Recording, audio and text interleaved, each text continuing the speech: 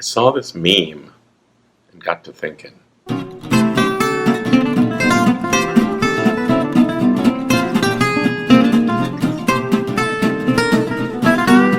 Okay, but does it really? That doesn't even make sense. 15 seconds in, and I gotta stop myself and address several issues. Video quality, sound quality, editing quality, writing quality, talent quality. Who's this star? Fire him. I saw this meme It's not a meme, it's a tweet. and got to thinking. Here's where I talk about the poor video quality. I'm not defending it. It's bad.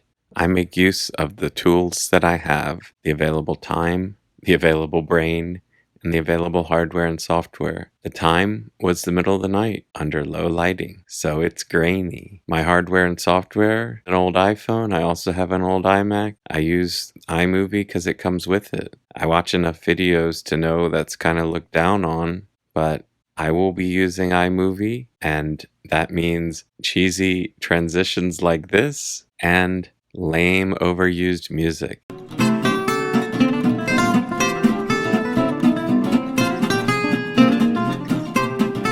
Now this I made myself. I like it. I think it's false advertising though. This video in itself is a shortcut. I'll explain that later.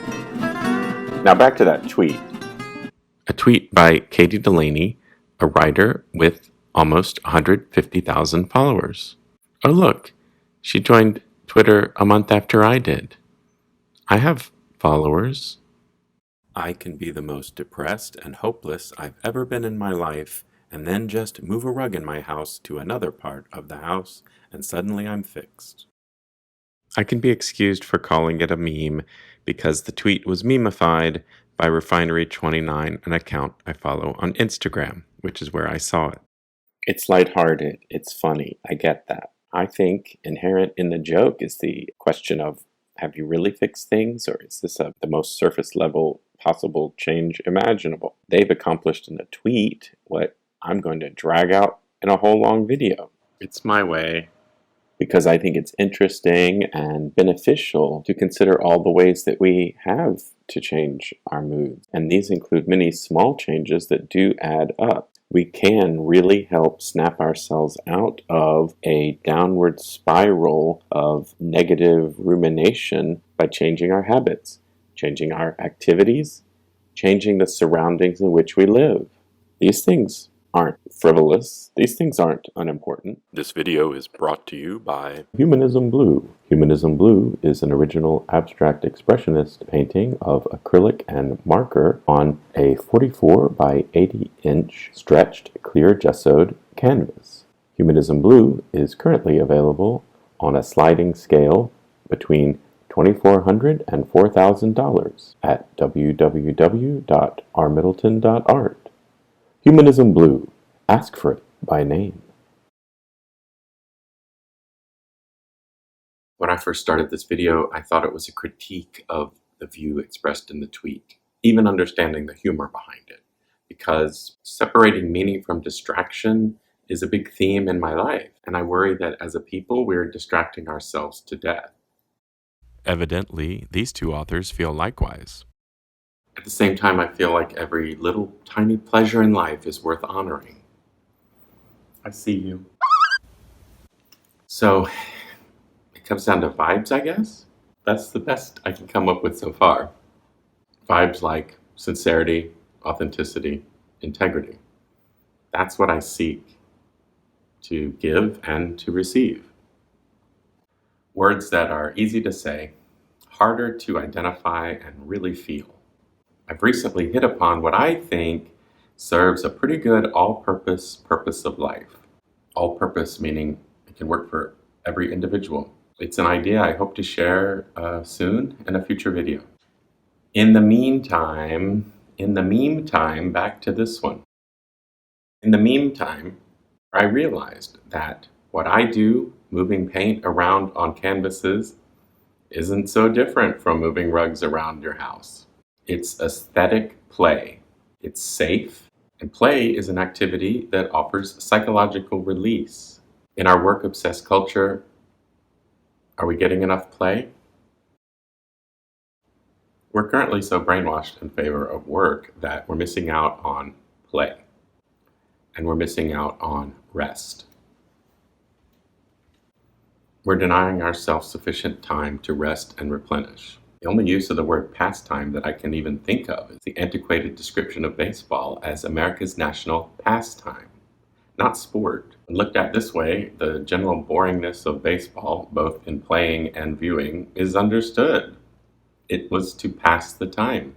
It was once understood that life contained long stretches of downtime. Downtime is when thinking occurs. Thinking isn't profitable, so we've witnessed a decades-long campaign to eradicate it. And not only is thinking not profitable, it's actually threatening to the status quo.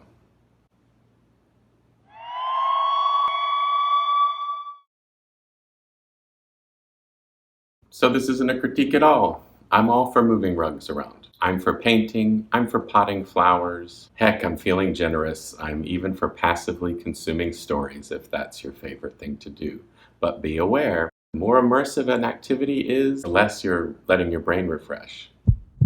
I started an aside that will have to be its own video. For now, let's simply acknowledge The importance of rest for the mind, as well as considering what you're resting up for. In this American's life, it's often seemed that I'm either distracting myself until the next distraction or preparing myself for another day of making a rich person richer. That's never worked for me. That's where I see the dangers of distractions that induce a passivity that leads to oblivion. People want oblivion. Yes, future video, okay? We'll talk about you in a future video. And what about this video? Well, like I said earlier, this video itself is a shortcut. I'm not taking the long slog today. This is a stub. It's a sample of the type of videos I hope to produce, videos combining art, psychology, and daily life. I have hours of video and pages of writing waiting for me to assemble them. All I need is the time. Money buys me the time. Of course, there's a pitch for money embedded in one of these videos. In a YouTube video, of course, there's a pitch for money.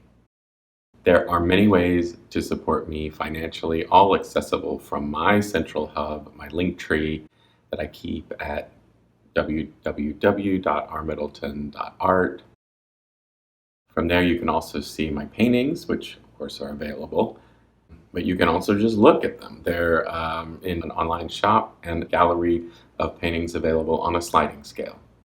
I have a Patreon, and that's where I blog. Okay, that's enough of that. Nobody likes all that.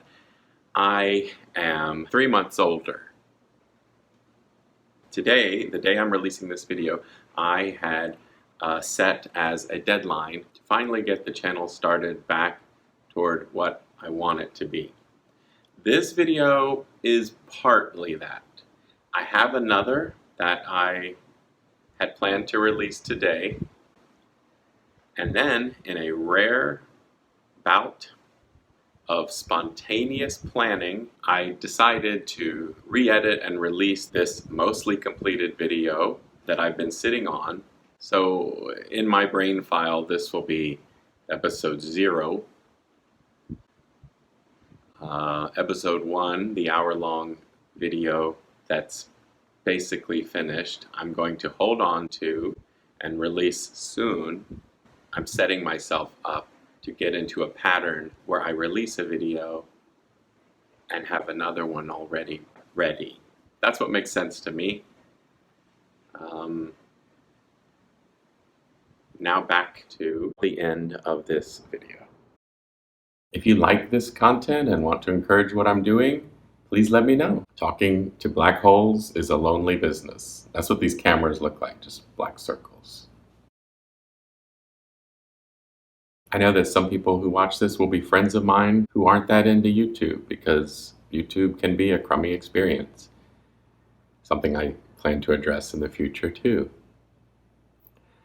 So I always like to point to content by other creators in every video that I make, even though it's a bit absurd for me with like 8 subscribers to direct folks to an account with 150,000. But I just found this channel and the video that I'm going to link to, and I've been an intense YouTube watcher for years. So there's always new stuff to discover, and this video,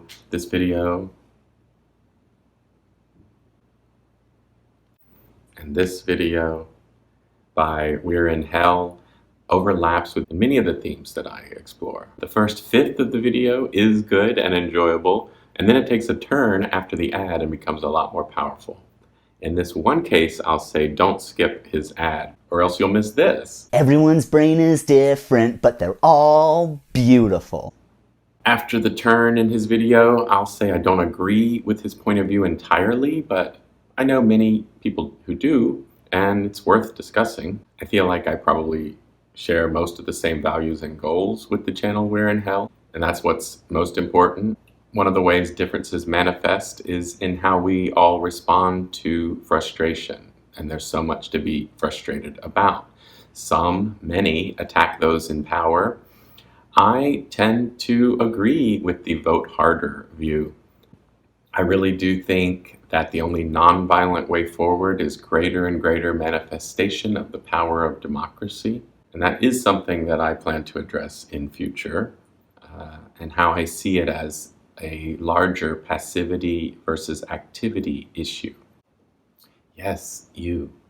It's good to engage with people on our side even if we don't agree 100% with them. There's no point in playing all or nothing with our allies.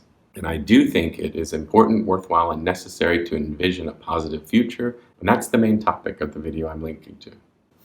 This here video came about as a challenge to myself. I've been dragging my feet on what would be the right introductory video to put out to signal the relaunch of the channel. It's too hard to do the right thing. Sometimes it's more important just to do a thing, whether I like the video or not. And my initial reaction is that I don't really like it. Maybe my take on this video will change, as did my take on this tweet. I did not like it because I do think Americans are distracting ourselves into oblivion. I didn't want to call forth that oblivion demon again. Then I realized that my editing controls when he appears. So I can say as many times as I want that I think Americans are distracting ourselves into oblivion. And I think that powerful forces are encouraging and benefiting from this behavior. But in keeping with my desire to avoid binary thinking, as I looked at my attitudes towards distraction, and particularly the aesthetic, nest-making distraction of rug moving or art buying, I realized that I don't object to distraction and that it can be good, actually. I'll keep thinking about it and most likely discuss it again. So as I'm doing the editing, I'm asking myself, what is this video about? And that's when it occurs to me that my issue never had anything to do with moving rugs and was always about the getting fixed. So I have to say this turned out pretty predictably. It took me the whole long slog to get to it, but states such as broken and fixed are too simplistic. I don't believe in answers, easy solutions, shortcuts. As this video rolls to a close, I'm going to leave you with soothing footage of picking through strawberries for the ripe ones while I thank those people who support me in various ways. Take care of yourselves, get good rest however you can to keep being your best you, and I'll do the same. I'll come back refreshed to share more with you later. See you in 2 weeks. I just picked 2 weeks because, I'll have something done by then. Maybe I'll have more than one.